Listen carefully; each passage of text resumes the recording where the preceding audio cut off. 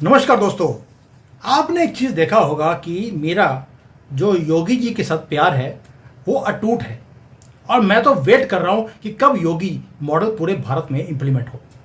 कुछ लोग हैं जो बड़े ही आई लव एबीसी बोल रहे थे, उसके बाद एकदम से मुहिम बंद हो गई। कुछ नेता अंदर हो गए, नेता कहें या मौलाना कहें ये बाद में देखेंगे, और कुछ जो अंदर गए थे वो बाहर निकले हैं तो उनके सुर चेंज हो गए। ऐसा क्या चक्कर है कि योगी जी ऐसा क्या कर देते हैं कि उनके लिए बोलना बंद हो जाता है और जो अंदर से बाहर निकलते हैं उनकी बोलती ही बंद हो जाती है। और इसको मॉडल को क्या पूरे भारत में इंप्लीमेंट किया जाएगा? ये मोदी जी के रहते हुए होगा या योगी जी के आने के बाद होगा? ये सारे मुद्दे बात करेंगे हमारे फेवरेट अवनीश जी के साथ, क्योंकि इन मामलों के ऊपर जैसे ये प्यार से पेलते हैं वो कोई और नहीं कर सकता। अवनीश जी, जय सिया राम। सुमित जी नमस्कार, प्रणाम, जय जय सिया राम। सर, योगी मॉडल जो हो रहा है, जो अंदर गया वो बाहर निकल के बोलता नहीं है। अखिलेश के फेवर में कोई स्टेटमेंट नहीं है। नाम आपको मालूम है, आप नाम लेकर बात कर सकते हैं।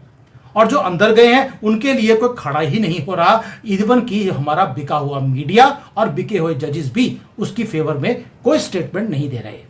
कैसे देखते हैं ये आप? बिल्कुल, इसे बड़ी गहराई से देखना चाहिए, बहुत गहराई से देखना चाहिए। एक शेर मुझे याद आ रहा है कि रफ्ता रफ्ता वो मेरी हस्ती के सामा हो गए, पहले गुल, फिर गुल बदन, फिर गुल बदामा हो गए। साहब, सीरियस नोट पे आ जाते हैं। तौकीर रजा उस शख्सियत का नाम है सुमित जी, जिसको 45 साल के बाद 45 ईयर्स, जहां 45 साल के बाद गिरफ्तार किया जा सका है। कई लोग कहेंगे फैक्चुअली अवनीश इनकरेक्ट है। हाँ हैं। मायावती चीफ मिनिस्टर थी उत्तर प्रदेश की, 48 घंटे के लिए डिटेन किया था, गिरफ्तार नहीं। 48 आवर्स के लिए केवल डिटेंशन हुआ था। और मायावती जैसी, योगी आदित्यनाथ का आज जो हम लॉ एंड ऑर्डर की बात करते हैं ना, मायावती भी उत्तर प्रदेश में लॉ एंड ऑर्डर के लिए जानी जाती हैं। हालांकि अलग बात है कि वो करप्शन के लिए भी भयंकर जानी जाती है, लेकिन उनके डंडे से निजाम ऐसे पैर के बल खड़ा रहता था, सर के बल खड़ा रहता था। मायावती कड़े से कड़ा फैसला लेने में चूकती नहीं थी। यही वजह है कि अभी 2 दिन पहले जब बसपा ने रैली की है, मायावती ने योगी आदित्यनाथ जी को आई लव यू बोला है, क्योंकि दोनों की तासीर कहीं मिलती है, दोनों का राजनीति करने का स्वभाव कहीं मिलता है, दोनों का कमिटमेंट का लेवल कहीं मिलता है। तो केमिस्ट्री जब मिलती है तो आई लव यू निकल जाता है। दर्शक आई लव यू को कुछ और न ले, स्नेह है, प्यार। बहन जी हैं, बहन मायावती कहते हैं। लेकिन केवल 48 घंटे रख पाई थी थाने के अंदर, वो भी एसपी ऑफिस में। उसके बाद उन्हें छोड़ना पड़ा था तौकीर रजा। लेकिन साहब, बरेली में कुछ झुमके, कुछ पायल, कुछ कंकड़, कुछ पत्थर फ्राइडे की नमाज के बाद आई लव यू बोलते हुए बिखरे। और बिखरने के बाद 44 साल की हिस्ट्री है उत्तर प्रदेश की। मौलाना तौकीर रजा अंदर, 84 उसके नजदीकी एलआई अंदर, 200 करोड़ की प्रॉपर्टी सीज नहीं, ध्वस्त, खत्म, गया। और कहीं कोई आह आउच नहीं। और मजे की बात जरा देखिए, वो तौकीर रजा जिसको 44 साल के बाद पहली बार अरेस्ट कर पाई है कोई सरकार। सुमित जी, अब आप जरा चौंकिएगा, दर्शक भी चौंक जाएं। इतने दिन गिरफ्तारी के हो गए, तौकीर रजा की तरफ से उसके किसी वकील ने उसकी कोई बेल एप्लीकेशन ही फाइल नहीं की। चलिए मान लेते हैं योगी आदित्यनाथ छोड़ने को तो राजी नहीं है, तैयार नहीं है। अरे भाई, तौकीर रजा के वकीलों को क्या हो गया? वो क्यों नहीं बेल एप्लीकेशन डालना है? यहां तो आतंकवादियों के लिए इंटरनेशनल फंडिंग और रात को कोर्टें खुल जाती। यहां मिलाड चाहते हैं कि उम्मा का कोई आदमी एक सेकंड के लिए भी प्रताड़ित ना हो, वरना भारत में सेकुलरिज्म खतरे में पड़ जाएगा। कहां है वो वकीलों की फौज? अभिषेक मनु सिंघवी से लेके कपिल सिब्बल तक कहां है वो? मुस्लिम उम्मा कहां है? चलिए, यानी वकील सन्नाटे में है, ओके फाइन।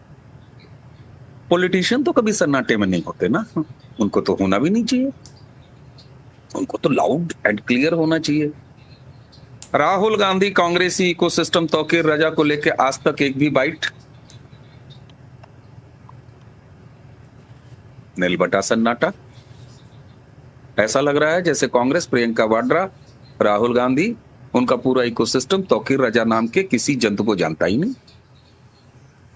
अरे साहब, बरेली का बादशाह है वो, बरेली पूरे फितने का वो बहुत बड़ा आदमी है साहब। अच्छा ठीक, ओके। राहुल गांधी कांग्रेस जो है इंटरनेशनल नेशनल लेवल की पॉलिटिक्स करते हैं। अखिलेश यादव, सुमित जी, उनकी तो पूरी पॉलिटिक्स की दुकान एमओआई पे चलती है।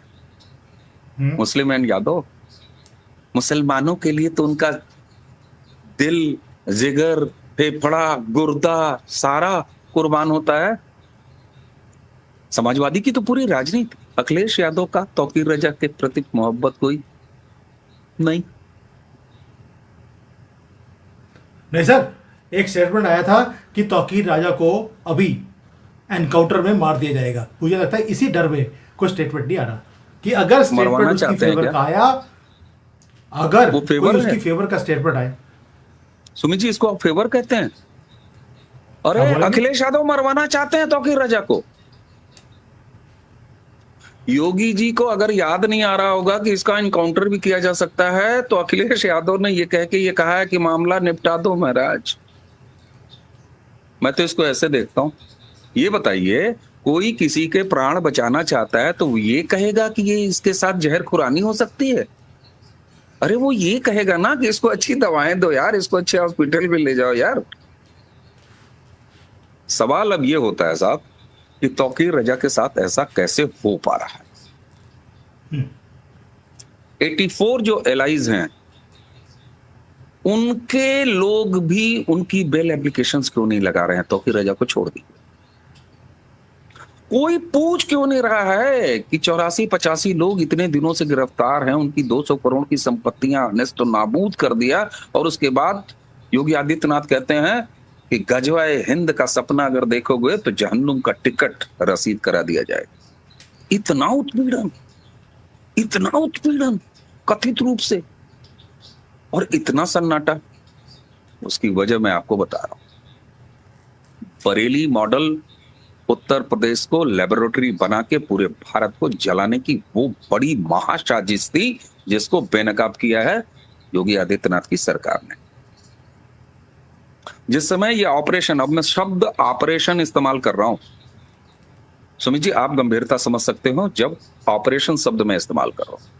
बरेली में जुमे के बाद आई लव यू XYZ के बाद उतरी हुई भीड़, 390 मस्जिदें, पर मस्जिद 100 लोग तय, यानी कुल मिला के 40,000 की भीड़ बरेली की सड़कों पर, दोनों हाथों में पत्थर, हर तरह के हथियार, हर तरह के पेट्रोल बम। दिल्ली दंगों को याद कर लीजिए, उससे भी बड़ी साजिश। और ये किया जाना था उत्तर प्रदेश में। क्यों किया जाना था उत्तर प्रदेश में? इसलिए कि उत्तर प्रदेश में ये सक्सेसफुली मॉडल लॉन्च करने के बाद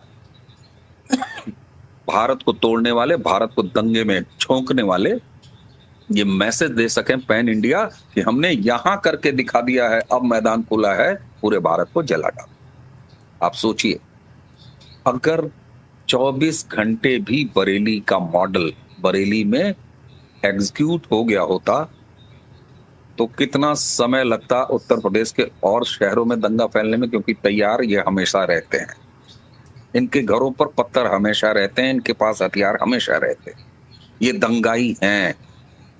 आपने देखा है ऐसी तस्वीरें जिसमें छतों पर महिलाएं पत्थर तोड़ रही हैं और बच्चे आगे नौजवानों को पत्थर थमा रहे हैं। ये वो कौम है साहब, जिसके वो छोटे छोटे सपोले सरतन से जुदा के नारे लगाते हुए घूम रहे हैं। आप सोच रहे हैं क्या तैयारी है? पूरी की पूरी कौम, पूरा का पूरा जनरेशन, एक एक घर आतंकी फैक्ट्री जहनियत रखती है। बरेली में जब ये ऑपरेशन शुरू हुआ, और ये ऑपरेशन अचानक नहीं हुआ, मैंने पिछली बार भी बातचीत की थी तो आपसे बताया, अपने यहां भी लगातार बताया था, मैंने डिटेल दिया था कि दर्शक जरा समझें ये हुआ कैसे। 10 दिन पहले से प्रशासन ये पता था कि ये तैयारी हो रही है। 5 थाने, उनमें 390 मस्जिद, 100 आदमी, 100 दंगाई पर मस्जिद बाहर से बुला के, और इनकी योजना थी कि बस 100 लोग एक एक मस्जिद से निकलेंगे, 40,000 की भीड़ आ जाएगी। 40,000 की भीड़ इज एनफ। एडमिनिस्ट्रेशन को ये पता था, एडमिनिस्ट्रेशन लोकली, कि भैया देखो ये मत करो। एक एक मस्जिद चेक हो रही थी। कुछ मस्जिदों में बड़े आराम से पहले हुआ कि आओ, आते जाओ, आ जाओ, आने दिया गया। मस्जिदों में जब वो संख्या भर गई, उसके बाद फिर तहकीकात शुरू हुई कि इस मस्जिद में इतने सारे लोग, और एक एक के नाम है साथ, सारा दर्ज हुआ। फिर इकट्ठा किया गया, क्या करोगे? आई लव यू करेंगे। ठीक है, करो आई लव यू, लेकिन वहां नहीं जाना है। 3 मैदान दिए गए, 3 ग्राउंड्स दिए गए, यानी 40,000 मल्टीप्लाइड बाई 3। प्रशासन ने यह तैयारी की कि आओ बेटा, 11,000, 12,000 एक एक जगह आ जाओ। फिर तौकीर रजा पर आया मामला, क्या इरादा है? बोला नहीं साहब, हम कैंसिल करते हैं। बोला हाँ कैंसिल कर दो, लिख के दो। उसके आदमी से लिखवाया गया, दस्तखत करवाया गया, फिर उसको छोड़ दिया गया। उस लेटर को बरेली एडमिनिस्ट्रेशन ने पहले ओपन कर दिया डोमेन में, और फिर इंतजार किया। ये मानने वाले नहीं थे। रात के 12:30 बजे व्हाट्सएप ग्रुपों में इसने फ्लोट कर दिया कि साहब वो हमसे जबरदस्ती लिखवा लिया गया था, झूठा है, कल बिल्कुल बदस्तूर हम जाएंगे। तौकीर रजा ये जानता था, तौकीर रजा नहीं गया। तौकीर रजा को खोज रही थी भीड़। उसके बाद आई लव यू मोहम्मद और पुलिस ने मौका दिया कि चलो अब नारे लगाओ। इन्होंने नारे लगाए, पुलिस ने लाठियां तोड़नी शुरू की, और उसके बाद ये क्रैकडाउन हुआ। क्यों? क्योंकि जब कोई क्राइम इन्वेस्टिगेट होता है ना, तो उसमें आला ए कत्ल, यानी वो हथियार, वो औजार, वो चाहिए होता है। अब बरेली एडमिनिस्ट्रेशन के पास क्या क्या था? नंबर्स थे। मस्जिदों में आए हुए पर मस्जिद 100 लोग। कहां से आए? कोई कहीं से आया, कोई कहीं से आया, बरेली से उनका कोई ताल्लुक नहीं। क्या करने आए थे? कोई मरकज था नहीं, कोई आयोजन था नहीं। फिर क्यों आए थे? यानी दंगाइयों को जुटाया गया। पहला सबूत दर्ज पुलिस के पास। उसके बाद हथियार कौन से? आपको पता है, अवैध बैटरी खाना, उसके ऊपर घरों पर पत्थर, ड्रोन के शॉट, ड्रोन से सारी तहकीकात, सारे वीडियो रिकॉर्डिंग्स। आपके पास दंगाई, आपके पास तैयारी, आपके पास तैयार करने वाला नेता, उसको अंजाम देने वाले 84 लोग जो अंदर हैं, सारे के सारे सबूत आपके पास हैं। अब इसके बाद किस अदालत में आप जाएंगे कि सर हमें जमानत दे दीजिए, इसलिए जमानत की एप्लीकेशन नहीं आ रही। और इंट्रोग्रेशन का वो लेवल है, पुलिस कैसे इंट्रोगेट करती है। हमारे दर्शक बहुत समझदार हैं, वो जानते हैं। चीखें निकल रही हैं साहब, चीखें, और चीखें निकल निकल के इंटरनेशनल लेवल के वो नाम आ रहे हैं, वो फंडिंग्स आ रही हैं, उन फंडिंग्स के सारे ट्रैक आ रहे हैं, वो पॉलिटिकल नेताओं के नाम उगले जा रहे हैं, और सब कुछ वीडियो रिकॉर्डिंग पे हो रहा है, सब कुछ दस्तावेजों में दर्ज हो रहा है, वकील बैठाए गए हैं, डॉक्टर बैठाए गए हैं, और ये क्रम लगातार जारी है क्योंकि मरीज जरा ज्यादा संख्या में है। 89 मरीज हैं साहब, 90 के आसपास मरीज हैं। ये वो मॉडल है जो योगी आदित्यनाथ, और मैं आपको बताऊं, जब ये सारा ऑपरेशन चल रहा था, एक कंट्रोल रूम लखनऊ में था, और central government, ministry of home affairs और सीधे प्राइम मिनिस्टर ऑफिस इसको मॉनिटर कर रहा था, क्योंकि एक्शन योगी सरकार को करना था, इसलिए फ्रंट पर योगी सरकार और उनकी पुलिस थी। इसीलिए इस एक्शन को करने के बाद योगी आदित्यनाथ आपको और फायर ब्रांड दिखाई दे रहे हैं। याद कीजिए, ये ऑपरेशन सक्सेसफुली कर लेने के बाद उन्होंने चंडमुंड कहा, ये ऑपरेशन सक्सेसफुली कर लेने के बाद उन्होंने गजवाए हिंद को जहन्नुम का टिकट रसीद कराया।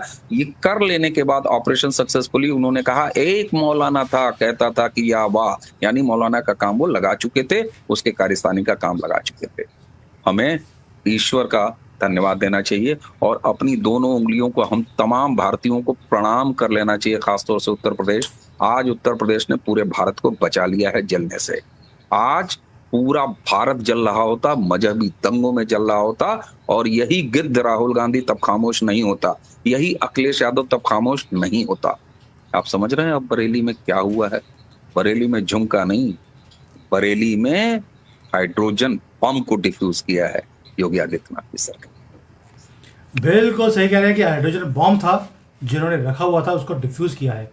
लेकिन आपको नहीं लगता कि जैसे आजम खान बाहर निकला, चुप्पी है, अगर ये मौलाना भी अगर गलती से, वैसे तो निकलेगा नहीं, एनकाउंटर में ही जाएगा ऊपर 72 होर्स के पास, लेकिन अगर निकला तो ये भी चुप्पी रहेगी। और अगर चुप्पी है जैसे आजम खान की है, ये क्या कह रहा है आपको?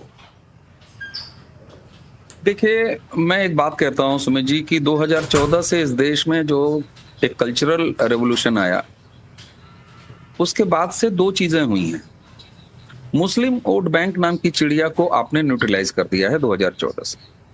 क्या किसी को तनिक भी कंफ्यूजन है कि ये चाहते हैं कि नरेंद्र मोदी की सरकार रहे या आ जाए 2014 में? नहीं चाहते थे। जाने दीजिए, खुशफहमी होगी नरेंद्र मोदी की, बड़े आदमी है, बड़े लीडर है, बड़ा विद्वान आदमी है, सबका साथ सबके विकास की बात करते होंगे। हम लोग छोटे आदमी है तो हम लोग खरी खरी बात करें, तो बड़े लोग विजनरी लीडर हैं। लेकिन नरेंद्र मोदी भी ये जानते हैं कि घंटा उनको एक वोट, और नरेंद्र मोदी भी ये जानते हैं कि इनकी छाती पर मूंग दलते हुए, मशरूम टहलते, मतलब कुचलते हुए सत्ता में आए 2014 में। ये नहीं चाहते, न इनको समर्थन देने वाली पार्टियां चाहती। 2019 में फिर आपने रिपीट किया साहब, फिर तो आपने इनके सीने पर चक्की चलाई मुस्लिम वोट बैंक के, और उनको फिर एक बार न्यूट्रलाइज करते हुए नरेंद्र मोदी दूसरी बार आए। जो लोग 240 सीटों को कमजोर कहते हैं नरेंद्र मोदी को, साहब इस बार तो खड़ा खड़ा बुलडोजर सीने पर चला दिया उस मुस्लिम वोट बैंक के, और तीसरी बार नरेंद्र मोदी सत्ता में आई।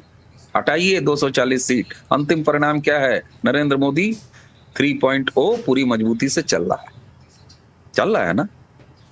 तो साहब मुस्लिम वोट बैंक को आप न्यूट्रलाइज कर चुके हैं, इसीलिए ये आपको फौरी तौर पर खामोश दिखाई देते हैं। जिसको पहचान लेते हैं योगी आदित्यनाथ जैसे लोग, वो कहते हैं कि गजवाए हिंद का अगर कुछ करोगे तो जहन्नुम का टिकट रसीद कराएंगे। क्योंकि गजवाए हिंद का सपना एक एक उम्मा के अंदर पलता है। ये स्ट्रेटेजी बहुत शानदार बनाते हैं, ये जानते हैं कब इन्हें चुप हो जाना चाहिए, जैसे क्रिकेट में होता है ना, कब डिफेंसिव शॉट खेलना चाहिए, कब एग्रेसिव खेलना चाहिए, कब क्रीज के अंदर से बैक फुट पर खेलना चाहिए, कब फ्रंट फुट पर खेलना चाहिए। ये बिल्कुल, ये कौम, दरअसल ये कोई मजहब, ये कोई रिलीजन नहीं है ना, ये तो एक पॉलिटिकल थॉट है। अब्राहमिक थॉट्स में से आप जो सारे थॉट्स ले लीजिए, तो Islam is also a political thought. और किसी भी पॉलिटिकल थॉट का मतलब क्या होता है? फिजिकल अपने आप को विस्तार दो, एक्सपेंड करो, नंबर्स में अपने आप को एक्सपेंड करो। तो ये एक आखिरत की लड़ाई लड़ रहे हैं हम। यहाँ शुरुआत की लड़ाई लड़ते हैं और कहते हैं निर्वाण होगा हमारा, और ये आखिरत की लड़ाई करते हैं। यहाँ इनका आखिरत जब आ जाए तब इनकी शुरुआत होती है, क्योंकि ये मानते हैं कि हमारे यहाँ जीवन तो तब से शुरू होता है। तो ये आखिरत कब आएगी? जब सब कुछ बर्बाद होगा। तो ये बर्बादी के लिए जीते हैं। आप इस फिलॉसफी को समझिए, दर्शकों को इस फिलॉसफी को समझने की जरूरत है। तो यहाँ पर दो सभ्यताओं की लड़ाई है। सनातन संस्कार, सनातन इस जीवन में अच्छा करके और फिर परलोक के सुंदर होने की बात करता है। ये फिलॉसफी ऐसी है जो इस जीवन को बर्बाद करके, और जब खात्मा हो जाए इस जीवन का, तब फिर उसके बाद वो 72, 73, 74, 75 गिनाई शुरू करती है, और शहद की नदियां और पता नहीं क्या क्या ये शुरू करती है, और अल्लाह मियां शराब पिलाएंगे, ये सब शुरू करती है। ये फर्क है। और इसीलिए मैं जिन्ना को सैल्यूट करता हूँ। कई लोग चौंक जाएंगे, मैं जिन्ना को सैल्यूट करता हूँ जब उसने कहा कि हिंदू और मुसलमान दो अलग अलग कौमें हैं, एक साथ नहीं रह सकती। और इसीलिए मैं गांधी और नेहरू से नफरत करता हूं कि इन दोनों ने और इस पूरे कॉकस ने इस जिन्ना की बात को नहीं माना और हमारे यहाँ जहर को रोक के रख लिया सेकुलरिज्म के नाम पे। अब हमारे फंडे क्लियर हैं साहब। और आपने आजम खान की बात बोली, देखिए अखिलेश यादव को योगी आदित्यनाथ या मोदी से डर नहीं। एक नाम और जोड़ देता हूं, तेजस्वी जैसे लोगों को योगी आदित्यनाथ या भाजपा या किसी नरेंद्र मोदी अमित शाह से डर नहीं है। मालूम है आपको ये लोग किससे डर रहे हैं? इनको किससे खतरा है? इनको खतरा है राहुल गांधी से। क्योंकि आप याद कीजिए कि जितनी ज्यादा ये पार्टियां बर्बाद होंगी पॉलिटिकली, उतना ही कोई चांस बनेगा राहुल गांधी और कांग्रेस के खड़े होने का। क्यों? क्योंकि ट्रेडिशनली जो वोट मुसलमानों का था, जो कांग्रेस को जाता था, वही वोट उत्तर प्रदेश में अखिलेश यादव के पास है, वही वोट तेजस्वी के पास है।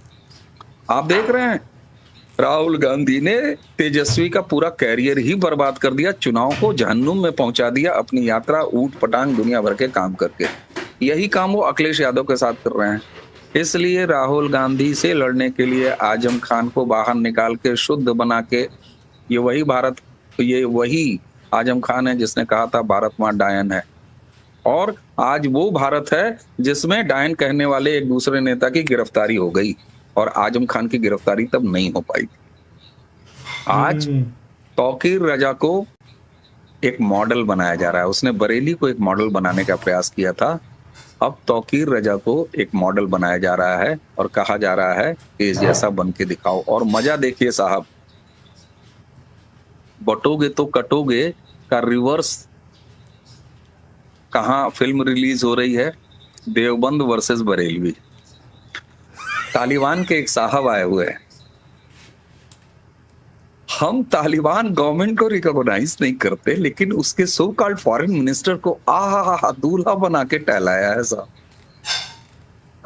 और यहाँ पर एक बड़ी बात इस्लाम के बारे में लोग जान लें, बरेलवी फिरका और देवबंदी फिरका, इन दोनों फिरकों में फर्क जानते हैं क्या?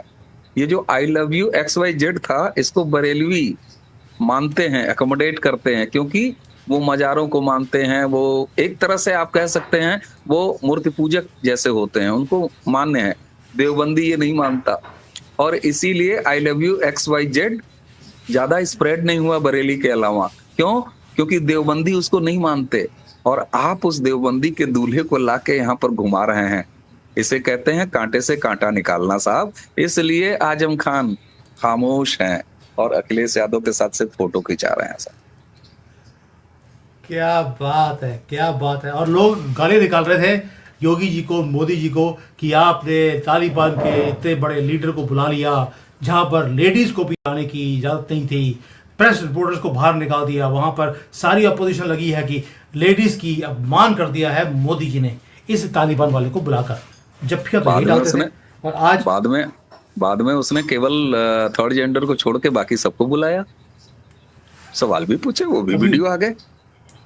और सबसे बड़ी बात तो आपने डिकोड की, जियो पॉलिटिकल सिचुएशन में सबसे बड़ी बात तो आपने डिकोड की। उसने क्या कहा, हमने क्या कहा कि हमारा और अफगानिस्तान का बॉर्डर मिलता है। तो आप बताइए, बाहर से लेके भीतर तक एक ही कांटे से सारे कांटे निकाले जा रहे हैं। बिल्कुल सही है कि सारे कांटे निकाले जा रहे हैं, और उन्होंने थर्ड जेंडर को नहीं आने दिया। मुझे लगता है इसीलिए राहुल गांधी की एंट्री अलाउड नहीं थी। तो अवनीश जी, ये जो आपने आज विश्लेषण किया है पूरा, कि योगी जी कैसे एक कांटे से कांटा निकाल रहे हैं और कैसे गजवे हिंद करने सपना लेने वालों के सपने ही खत्म कर दिए। और बिल्कुल सही कह रहे हैं कि उन्होंने ये बोला है कि भाई आपकी ज़िंदगी तो मरने के बाद शुरू होती है, वहीं पहुंचा देते हैं, और वहीं पे पहुंचाने का डर भी है इनको। बाकी बोलने के लिए बड़ा अच्छा लगता है कि ये हमारी ज़िंदगी तो मरने के बाद शुरू होगी, जब मरने की बारी आती है तो पैंटें गीली दिखती हैं। आजम खान का हाल हम देख रहे हैं, और यही हाल है कि कोई भी वकील इनका केस लड़ने के लिए तैयार नहीं है। और मैंने शुरू में एक स्टेटमेंट बोला था कि रीज़न है कि मैं योगी मॉडल को पसंद करता हूँ। उसका रीज़न है, एक तो मेरा जो है काम करने का स्टाइल भी वैसा ही है, ऊपर से मैं चाइना जैसी कंट्री में रहता हूँ जहाँ पर हर रोज़ इनकी चीखें सुनता हूँ मैं इन सूअरों की, जब इनकी किडनियां निकाली जाती हैं। यहाँ पर साहब 1 लाख रुपए में 2 किडनी मिल जाती हैं, एक के साथ एक फ्री, दोनों निकालते हैं यहाँ पर। अगर आपको लीवर चाहिए तो मैच करता हो वो भी मिल जाएगा, क्योंकि चाइना को मालूम है इन जाहिलों का एक ही इलाज है कि इनकी जिंदगी शुरू कर दी जाए, जो मरने के बाद शुरू होती है। और योगी जी वही काम कर भी रहे हैं। अवनीश जी, थैंक यू सो मच। इस तरह से बोलने वाले बहुत कम लोग हैं, और जो मुझे सुनते हैं उनको मालूम है कि मेरा स्टाइल भी ऐसा ही है, इसलिए I love doing shows with you. Thank you. जय हिंद एंड जय सिया राम। जय जय जय श्री राम।